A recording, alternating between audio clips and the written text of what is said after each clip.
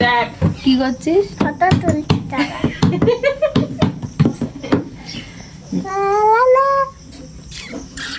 বলে good morning. Hello everyone, শুভ সকাল। আমি পম্পা, আমার পম্পাস ক্রিয়েশনের নতুন একটি ভিডিওতে তোমাদের জানাই ওয়েলকাম। আজকে একটু সকাল সকালই ঘুম থেকে উঠেছিলাম, আর ঘুম থেকে উঠে ফ্রেশ হয়ে দেখো চা বানিয়ে নিচ্ছি সবার জন্য। এমনিতে প্রতিদিন সকালে আমাদের সেভাবে চা খাওয়ার অভ্যাস নেই, তবে সেদিন বাড়িতে ছিল দিদি জামাইবাবুরা, তাই জন্য সকালবেলা উঠে চা বানিয়ে নিয়েছিল। সকালে খাওয়ার জন্য আজকে বানানো হবে লুচি আর আলুর তরকারি।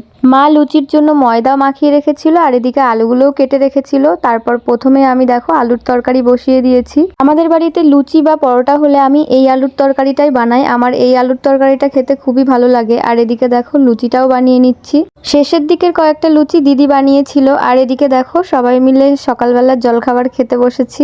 এই ভিডিওটা জানো তো অনেক দিন আগেকার, সেই জামাই ষষ্ঠীর সময়ের, মানে এই ভিডিওটা করেছিলাম জামাই ষষ্ঠীর পরের দিন সকালে, কিন্তু এডিট করার আলসেমিতে আর ভিডিওটা পোস্ট করা হয়নি। কত ভিডিও যে এইভাবে গ্যালারিতে পড়ে থাকে, এডিট করার অভাবে আর পোস্ট করা হয় না। সবাইকে তো খেতে দিয়ে দিয়েছি, সবাই খাচ্ছে। আর এদিকে আমিও দুটো লুচি আর একটু তরকারি নিয়ে খেতে বসে গেছি।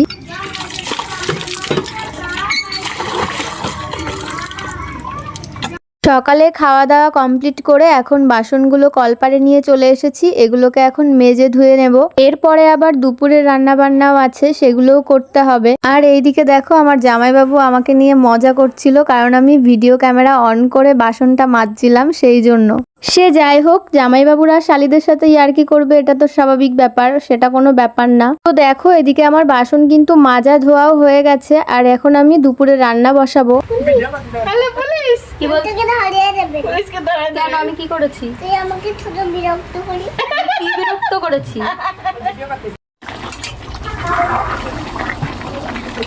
দুপুরে রান্না বান্না কমপ্লিট হয়ে গেছে। এদিকে দেখো প্রথমে কত কিছু ভাজা করে নিয়েছে, আর এদিকে মাংসটা দেখো কালারটা কি সুন্দর হয়েছে। তারপর করা হয়েছিল সর্ষে দিয়ে বাটা মাছ, তারপর হয়েছিল ডাল, আর এদিকে দেখো স্যালাডও কেটে নিয়েছিলাম। তারপর হয়েছিল কাঁচা আমের চাটনি আর পাঁপড়।